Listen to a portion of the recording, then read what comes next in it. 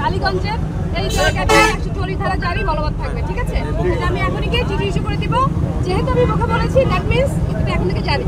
সুতরাং এখন আপনাদের এই জায়গাটা ফাঁকা করে দিতে হবে, ঠিক আছে? 140 ধারা মানে